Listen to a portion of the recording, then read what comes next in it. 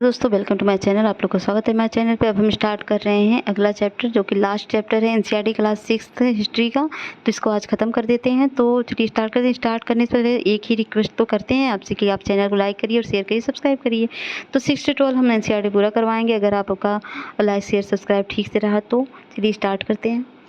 तो इमारतें, चित्र तथा किताबें, 10th लेसन है, लास्ट लेसन है। तो धातु विज्ञान के बारे में, तो प्राचीनतम भारतीय धातु वैज्ञानिकों ने विश्व धातु विज्ञान के क्षेत्र में प्रमुख योगदान दिया। पुरातत्वविद खुदाइयों से यहाँ दर्शाया कि हड़प्पावासी कुशल शिल्पी थे और उन्हें तांबे के धातुकर्म की जानकारी थी। उन्होंने तांबे और टीन को मिलाकर कांसा भी बनाया था। जहाँ हड़प्पावासी कांस्य युग से जुड़े थे, वहाँ उनके उत्तराधिकारी लौह युग से संबंध थे। भारत अत्यंत विकसित किस्म के लोहे का निर्माण करता था। खोटा लोहा, पिटवा लोहा और ढलवा लोहा। लौह स्तंभ क्या है? महरौली, दिल्ली में महरौली में है। कुतुब मीनार के परिसर में खड़ा यह लौह स्तंभ भारतीय शिल्पकारों की कुशलता का एक अद्भुत उदाहरण है। इसकी ऊंचाई लगभग 7.2 मीटर और वजन 3 टन से भी ज़्यादा है। इसका निर्माण लगभग 1500 साल पहले हुआ। इसके बनाने के समय की जानकारी हमें इस पर खुदे अभिलेखों से मिलती है। इसमें चंद्र नाम से एक शासक का जिक्र है जो संभवतः गुप्त वंश के थे। आश्चर्य की बात यह है कि इतनी शताब्दियों के बाद भी इससे जंग नहीं लगी। ईंटों और पत्थरों की इमारतें, हमारे शिल्पकारों की कुशलता के नमूने स्तूपों जैसे कुछ इमारतों में देखने को मिलते हैं। स्तूप का शाब्दिक अर्थ होता है टीला।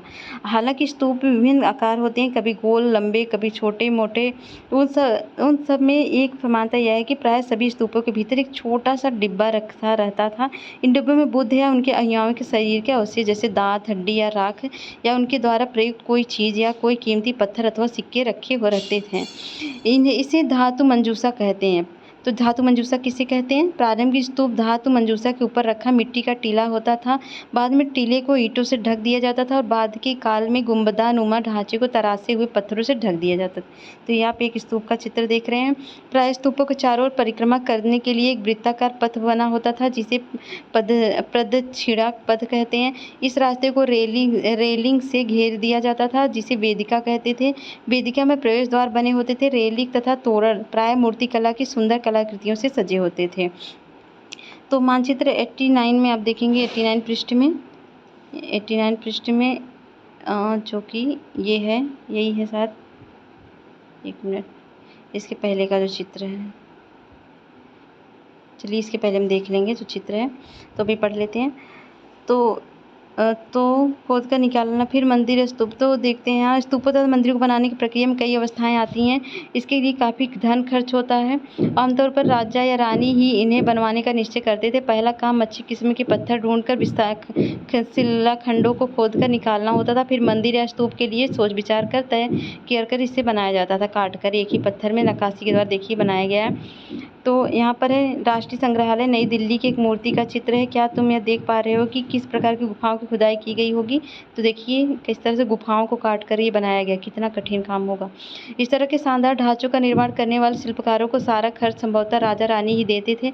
इसके अतिरिक्त इन स्तूपों पर मंदिरों में आने वाले भक्तों को उपहार जो है, एक मिनट, हाँ, राजा रानी देते थे, उपहार अपने साथ लाते थे। इससे इमारतों की सजावट की जाती थी। जैसे हाथी दांत का काम करने वाले श्रमिकों के संघ ने सांची के एक अलंकृत प्रवेश द्वार को बनाने का खर्च दिया था। इसी सजावट के लिए पैसे देने वाले व्यापारी, कृषक, माला बनाने वाले और इत्र बनाने वाले लोहार, सुनार तथा ऐसे कई स्त्री पुरुष शामिल थे, जिनके नाम खंभों में, रेलिंगों तथा दीवारों पर खुदे हैं। इसलिए जब तुम इन स्थानों को देखने जाओगे तो याद रखना कितने सारे लोगों ने इसे बनाने और सजाने में अपना योगदान दिया था।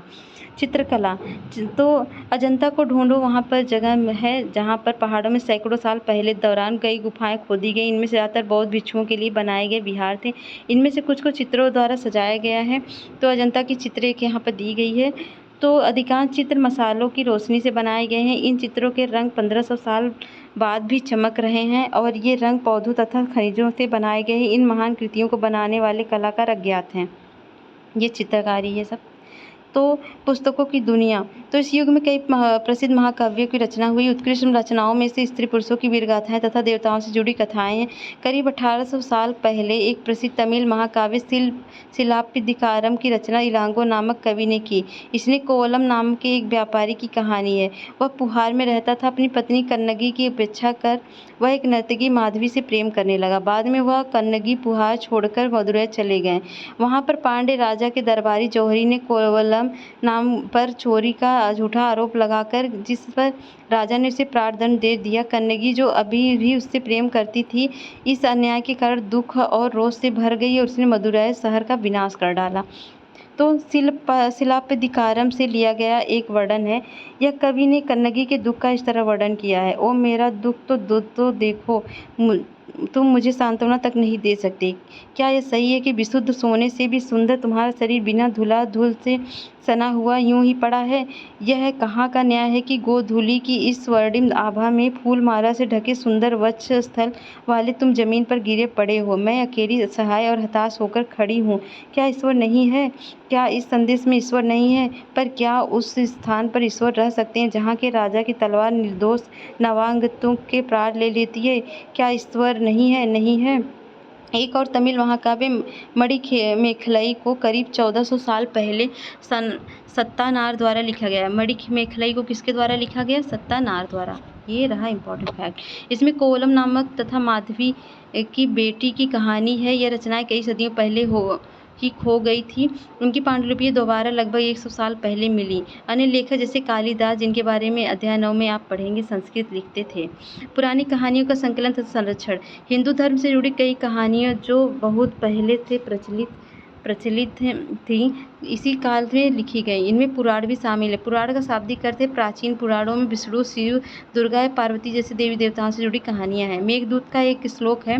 यही उनका सबसे प्रसिद्ध रचना। मेघदूत से एक अंश दिया गया है। यह एक विरही प्रेमी बरसात के बादल को अपना संदेशवाहक बनाने की कल्पना करता है। देखो इसमें किस तरह के कवि ने बादलों को उत्तर की ओर ले जाती ठंडी हवा का वर्णन किया है। त्योहार तुम्हारे बौछारों से मुलायम हो उठी मिट्टी की भुनी खुशबू से भरे हाथियों की सांस में बसीए जंगली गूलर को पकाने वाली शीतल बयार तुम्हारे साथ साथ धीरे बहेगी। इनमें से इन देवी देवताओं की पूजा की विधियां दी गई और अतिरिक्त संसार की सृष्टि तथा राजाओं के बारे में कहानियां हैं। अधिकतर पुराण सरल संस्कृत श्लोक में लिखे गए हैं, जिनमें सब उन्हें सुन और समझ सकें। पुराण का पाठ पुजारी मंदिरों में किया करते थे, जिसे लोग सुनने आते थे।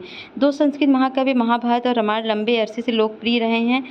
इनमें से कुछ बच्चे इन कहानियों से परिचित होंगे। महाभारत कौरवों और पांडवों के बीच की युद्ध कहानी है और पुरुवंश की राजधानी हस्तिनापुर की गद्दी प्राप्त करना चाहते थे, यही लड़ाई हुई थी। यह कहानी तो बहुत ही पुरानी है, पर आज इसे जिस रूप में जानते हैं वह करीब 1500 साल पहले लिखी गई है। माना जाता है कि पुराणों और महाभारत दोनों को ही व्यास नाम के ऋषि ने संकलित किया। महाभारत में भागवत गीता भी है। रामायण की कथा कौशल के राजकुमार राम के बारे में है, उनके पिता उन्हें वनवास दे देते हैं। उनकी पत्नी सीता का लंका के रावण द्वारा अपहरण किया जाता है और फिर लड़ाई होती है। फिर वो अयोध्या लौटते हैं राम विजय करके, रावण को मार करके, और उसके बाद ये सारी कहानियाँ हैं। तो आगे है क्या है, आम लोग द्वारा कही जाने वाली कहानी है। तो आम लोग कहानियाँ कहते थे और कविताएं गीतों की रचना करते थे और नाच गाने करते थे, नाटकों का निर्माण करते थे। बंदर राजा की कहानी है। एक समय बंदरों का एक महान राजा हुआ था। एक कहानी आप पढ़ लीजिएगा, यहाँ पर कुछ दिए गए चित्र जो उस समय के हैं। तो विज्ञान की पुस्तकें इसी समय गणितज्ञ तथा खगोल शास्त्र आर्यभट्ट ने संस्कृत में आर्यभट्टियम नामक पुस्तक लिखी। उसमें उन्होंने लिखा कि दिन और रात पृथ्वी के अपनी धुरी पर चक्कर काटने की वजह से होते हैं, जबकि लगता है कि रोज सूर्य निकलता है और डूबता है।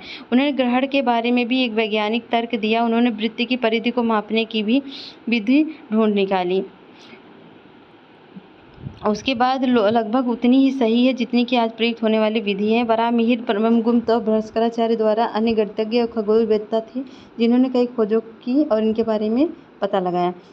तो शून्य अंक का प्रयोग पहले से होता रहा है, पर अब भारत के गणितज्ञों ने शून्य के नए तरीके चिन्ह का आविष्कार किया। गिनती की यह पद्धति अरबों द्वारा अपनाई गई और तब यूरोप में भी फैल गई। आज भी यह पूरी दुनिया में प्रयोग की जाती है। तो आयुर्वेद चिकित्सा विज्ञान की एक विशाल पद्धति है जो प्राचीन भारत में विकसित हुई। प्राचीन भारत में आयुर्वेद के 2 प्रथम प्रसिद्ध चिकित्सक थे। चरक द्वितीय शताब्दी में थे और सुश्रुत चौथी शताब्दी में थे। तो अगला क्या है, अगला हम देख रहे हैं यहाँ पर क्वेश्चन है जो आपको करने। स्तूप है, देवी देवताओं की मूर्ति क्या था स्तूप? स्तूप चारों तरफ वृत्ताकार था। मंदिर के लोग इकट्ठा होने की जगह थी या गर्भगृह के ऊपर लंबाई में निर्माण? सब मिलान करना है आपको। और ये ऐसे ही क्वेश्चन तो आते हैं सब, ये सब क्वेश्चन आपको करने हैं। और कमेंट बॉक्स में इसको स्क्रीन पॉज करके आप इसका आंसर लिखने की ट्राई करिएगा। तो यहाँ पर क्या है, यहाँ पर तिथियों पर एक नज़र है, तो ये अब पढ़ लीजिएगा। यहाँ पर चित्र दिया गया है, सब भारत का मैप है, सब अच्छे से इसको भी कर लीजिएगा। मिलते हैं नेक्स्ट वीडियो में, तब तक के लिए बाय बाय। और आपका 6th का क्लास 7th का NCERT यहीं पर ख़त्म होता है, तो बने रहिए हमारे साथ और देखते रहिए चैनल्स को सब्सक्राइब करके। चलिए मिलते हैं नेक्स्ट वीडियो में, तब तक के लिए बाय बाय।